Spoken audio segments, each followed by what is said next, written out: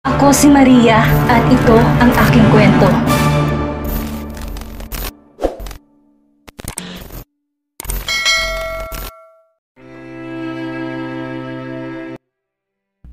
Nagpupunas na mukha si Ira nang makarating sa bahay ni Dark. Hindi niya alam kung saan pupunta at dahil wala na siya halos sa sarili, dito ang naibigay niyang address sa taxi driver. Pagbaba ng sasakyan, nag-aalalang mukha ni Butler James ang nakita niya. Nagpilit si Ira nang umiti sa matandang lalaki, ngunit nagtanong ito sa kanya. "Madam, are you okay? You're crying." Lumunok ng bibig sa lalamunan si Ira bago maliit ang tinig na nagsalita. "Butler James, wag mo na akong tawaging madam. Mukhang sa susunod hindi na ako magtatagal dito." "Madam?" Patanong na nito. "Butler James, aakit lang muna ako ha. Salamat sa paghihintay mo sa akin." Tumakbo si Ira papasok ng malaking mansyon at nagtuloy sa kwarto nila ni Dark. Doon inayos niya ang gamit dahil aalis na siya rito. Ngayong narinig niya ang mga kailangan niyang marinig mula kay Dark, di niya na kailangan manatili pa dito. Ang sabi naman niya kay Dark, oras sabihin nitong ayaw na nito sa kanya, hindi niya ipipilit ang sarili dito. Hindi siya ganong tao. Ayaw niya magmukhang kawawa.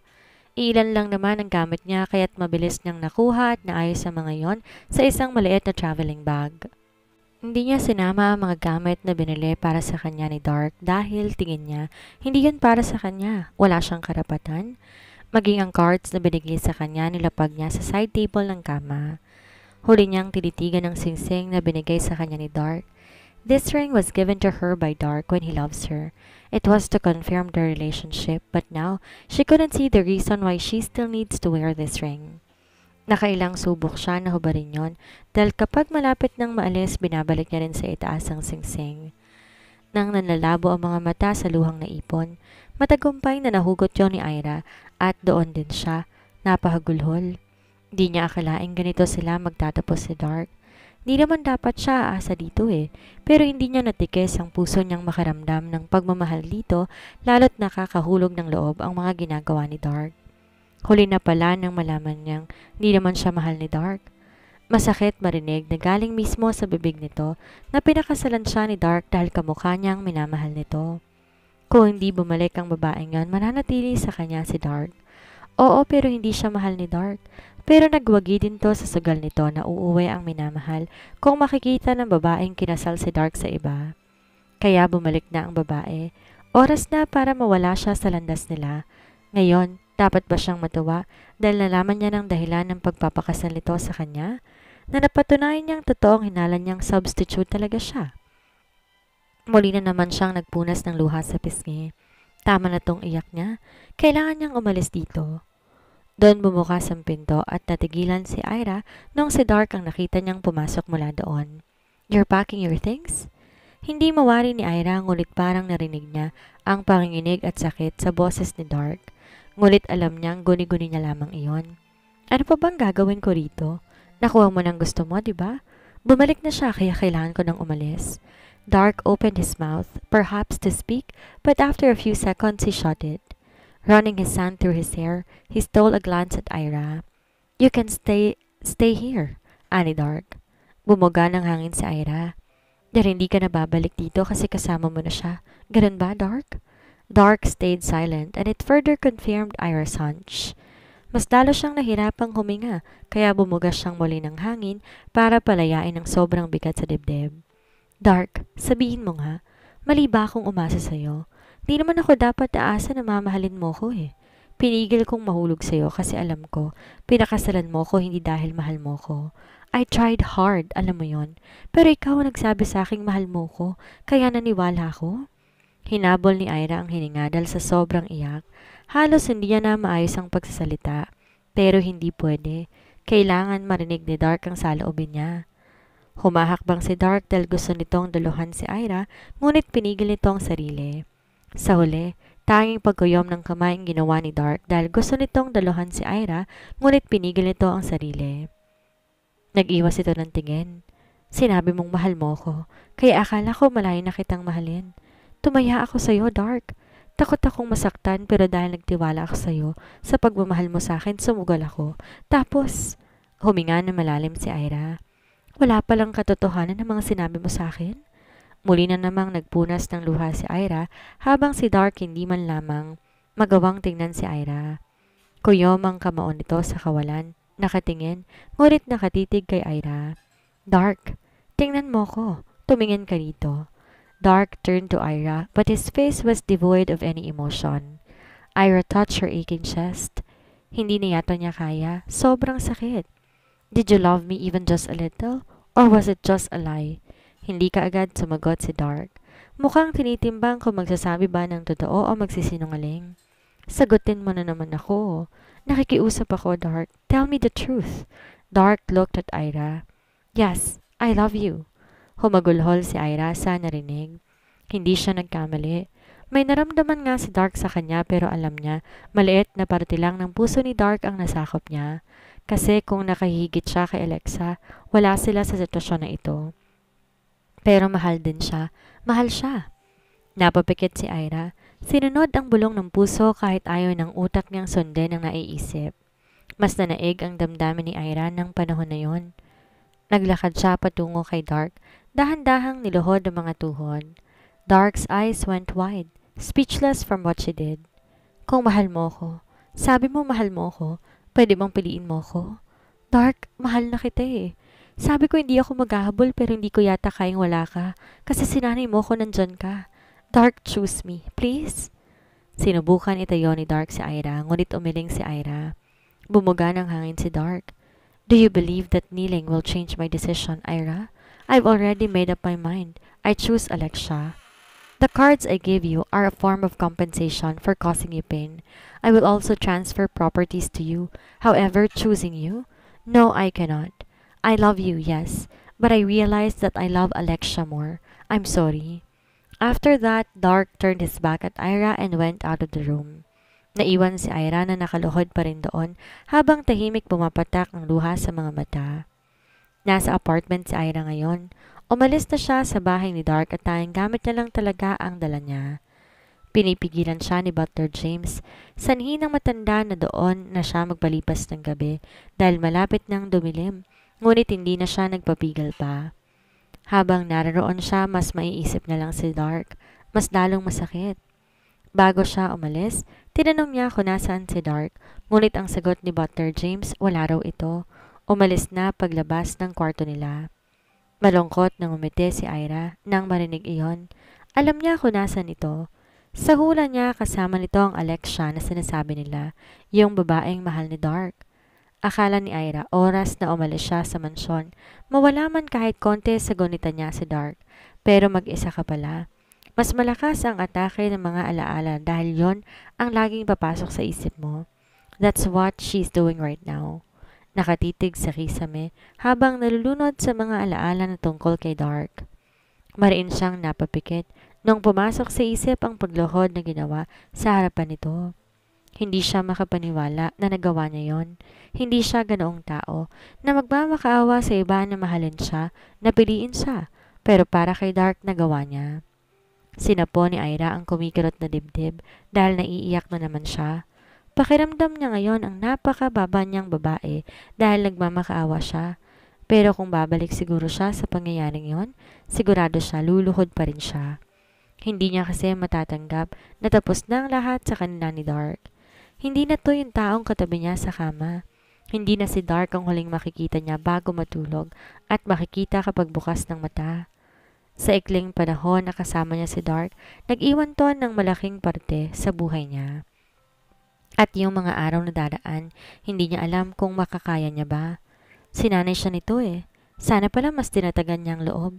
Yung mas sinabayan niya ang pader sa pagitan nila at hindi nahulog ang loob kay Dark, di sana ngayon hindi siya nasasaktan, hindi ba? Sumubsob si Ira sa unan at doon pinakawalan ng hagulhol. Hindi niya akalaing ganito masasaktan.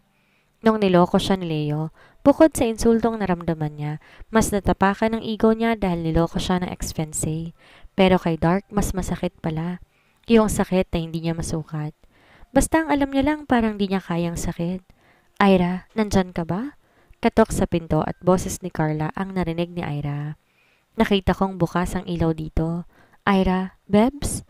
Nahinto ang pag-iyak ni Ira at napabalikwas ng bangon. Di niya alam kung haharapin si Carla o ano. Pinunasan niya ang basang pisngi, inayos ang sarili. Bebs, muli pa nitong tawag. Palabas na ako. Paos ang boses na sagot ni Ira. Inayos ulit ni Ira ang muka, sinuklay ang buhok gamit ng mga daliri, bago pinagbuksan si Carla. Bebs, umiyak ka ba? Ano nangyari, sabihin mo sa akin? Nag-aalalang ani Carla. Sinubukan ni Ira ngumiti, ngunit nauwi yon sa pagtulo ng luha. Mabilis siyang niyakap ni Carla at sa bisig ng kaibigan, doon pinawala ni Ira ang bigat na nararamdaman. Ayos ka na ba? Papasok ka pa rin ng trabaho? Nung umagang yon ang tanong ni Carla kay Ira. Kagabi, pagkatapos umiyak ni Ira, nakatulog siya habang di naman umalis si Carla sa tabi niya para bantayan siya. Nung umagang yon, mabigat ang katawan ni Ira, nananakit ang ulo niya. Pakiramdam niya na mimintig ang ugat sa sentido, ngunit nisip niya na lang mas magandang pumasok. Dahil kapag mag-isa siya, mas lalo niya lang naaalala si Dark. Kaya ko naman, Carla. Dapat kasi hindi nilipat ni Sir Noel ng department eh. E di sana maaalalayan kita sa work. E dun sa trabaho mo baka bigla ka nalang mag-collapse. Ang putla-putla mo oh. Mamayang lunch sabay tayong kumain, hindi pwedeng hindi. Sumunod na lang si Ira kay Carla dahil magrarant ito sa kanya kapag hindi niya sinunod ang kaibigan. Bago sila pumasok, bumili ng egg sandwich sa daan si Carla at inabutan siya ng isa. Kinuha yon ni Ira at kumagat, ngunit nung inunguyan na bigla siyang naduwal. Hala, nasusuka ka? Di na nakapagsalita si Ira dahil naghahanap siya ng pupwedeng sukahan. Mabutit may trash bin sa gilid at doon siya tumapat. Kahit walang laman ng tiyan, sumuka ng sumuka si Ira at panay ang hilot ni Carla sa likod niya. Ayos ka na ba? Teka, inom ka ng tubig. Inabot ni Carla ang bottled water at kinuha niya yon. Inamoy naman ni Carla ang egg sandwich. Hindi naman sira tong sandwich. Nang mahamig na ni Ira ang sarili, tumayo siya ng maayos, humugot ng hininga. Pakiramdam niya, halos ilabas niya na ang intestine dahil sa pagsuka. Mainit-init ka. Huwag ka na lang kayong pumasok. Ayoko sa apartment. Mag-isa lang ako doon. Carla, isa pa. Sayang araw ko hindi ako papasok. Alipin tayo ng salapi, hindi ba? She tried to lighten the mood. Napailing na lang sa kanya si Carla. Inihatid siya nito sa department na pinapasukan niya pero di na to pumasok sa loob dahil taga-ibang department ito. Maraming binigay na gagawin si Miss Wendy sa kanya at dahil doon naging busy si Ira. Mabuti na rin at nagiging preoccupied siya. Pero nung malapit ng lunch break, habang nagpiprint si Ira ng files na ipapasa, may narinig siyang usapan ng mga katrabaho. Bali-balita na may surprise visit daw yung Oxford Air dito kasama yung fiancé niya. Next year daw kasi, yung tagapagmana na yung magiging CEO. Talaga? Excited na akong makita siya. Hindi ko na nakita yung itsura ng Oxford Air kasi wala ako nung party pero ang sabi-sabi, sobrang gwapo daw. Ay, sobrang gwapo nga niya. Nakita ko eh. Kaso may fiancé na. Di ba yun ang announcement? Natigil si Ira sa ginagawa at kumirot na naman ang puso niya. Kinagat niya ang pang-ibabang labi para pigilan ang emosyong nadarama. Hanggang lunch, lumilipad ang utak ni Ira kaya halos hindi niya nagalaw ang pagkain. Wala ka bang gana? Bakit di ka kumain? Buwaba ang tingin niya sa kinakain. Masarap naman ang pagkain na nasa tray pero pakiramdam ni Ira ayaw niyang isubo yon dahil isusuka niya lamang iyon. Wala ka namang lagnat pero ang putla-putla mo. Wala na rin ang sinat mo na meron kanina. Pa-check up ka kaya? Wala kang gana oh. Ayos lang ako, Carla. Bumuntong hininga si Carla. Huwag mo nang isipin ha. Alam kong mahirap pero mas mahirap kung hindi ka mag-move on. Tsaka may mga gagong tao talaga tayong makikilala at dapat sa kanila di na lang natin binibigyan ng pansin. Una lang to, kaya kong sarili ko Carla, don't worry. Pinilit ni Irang kumain kahit ayaw tanggapin ang siya ng pagkain. Nang matapos, ihatid siyang muli ni Carla sa department nila at nung nasa kapasok na sila sa main entrance, nakaagaw ng pansin ni Ira ang pinalilibutan ng tao. Nung silipin, natulos siya sa kinatatayuan. She saw Dark, and he is with Alexia. Napanganga si Carla sa nakita at agad lumipad ang tingin nito sa katabing si Ira. Pag-aalala ang mababanaag sa mga mata ng kaibigan at mapait ng ngiti ang sagot dito ni Ira. Ayos lang ako, Carla. Alam ko kung saan ako lulugar, bulong niya sa isip. Sinalubong ng executive si Dark at si Alexia, sinundan sila papasok sa private elevator at nanatili ang mga mata ni Ira sa bulto ni Dark hanggang makapasok sa elevator at mawala na sa paningin niya. Pagkatapos nun, humakbang siya ngunit muntik na siyang mabuwal. Bebs! Tiri ni Carla at mabilis siyang dinaluhan. Nahihilo ka ba talaga? Wag na kaya tayong pumasok this afternoon, dali na kitang ospital? Hindi na Carla, kailangan kong pumasok. Mag-isa na ulit ako sa buhay, kaya kailangan wala akong absent. Kaya ko, maniwala ka. Kapag hindi ko kaya, padadala ako sa ospital, okay? Basta kapag nahihilo ka o sumama ng gusto ang pakiramdam mo, tatawagan mo ko, ha? Iiwan ko ang ginagawa ko para puntahan ka. Tara na, aalalayan kita sa floor ninyo. Nakarating sila sa department ni Ira at tinanaw siya ni Carla na makapasok bago to umalis. Kumuway naman si Ira sa kaibigan. Mabigat man ng pakiramdam na touch si Ira kay Carla. Napakabait talaga nito kahit minsan napakapasaway dahil walang filter ang bibig nito. Malas man sa pamilya at sa pag-ibig, swerte naman siya sa matalik na kaibigan dahil kahit kailan hindi siya nito iniwan. At mas lalo nga niyang na-appreciate ang pagdami nito sa kanya ngayon. Bumalik na si Ira sa trabaho at inayos ang naiwang gawain. Busy siya na magtipa sa keyboard nang makaramdam siya na parang tinutusok ang sentido niya. Inaatake na naman siya ng sakit ng ulo. Para mahimasmasan, sandali siyang nagtungo sa comfort room. Na makapasok sa CR, binuksan kaagad ni Ira ang faucet. Kumuha ng tubig doon at ilang beses na naghilamos. Kahit papano nga'y nabawasan ang sakit ng ulo niya. Nag-aayos si Ira, humarap sa vanity mirror. Nang bumukas ang pinto, napalingon siya dahil dito at natigilan siya nung si Alexia ang bumungad sa kanya. Oh, fancy meeting you here. Anito na makita si Ira. Hindi ito kinibo ni Ira at nagdesisyon siya na umalis na. Ngunit iba ang nasa isip ni Hailey Alexia. Nang akmang aalis na si Ira, hinawakan siya sa braso ni Alexia at hinarap dito. Sinara din ito ang pinto ng comfort room at inilock. Not so fast, my dear. I want to talk to you. Why are you running away? Are you afraid of me? Am I scary? Nagpakawala ng hininga si Ira at blanco ekspresyon na hinarap niya ito. Anong kailangan mo sa akin? Alexia eyed her from head to foot that made Ira uncomfortable. You really look like me, huh? Kaya pala pumatol sa'yo si Wayne. But looking at you right now, you're just a poor imitation of me. Bukod sa mukha na halos pareho tayo, it made me wonder what Wayne saw in you. Because you are too lame? You are just a third party in our relationship. Humalukip-kip si Ira at diretso itong tiningnan. Bakit hindi si Dark ang tanungin mo? Kung anong nakita niya sa akin at pumatol siya. Why go after me because of his actions, miss? Isa pa, hindi ako third party.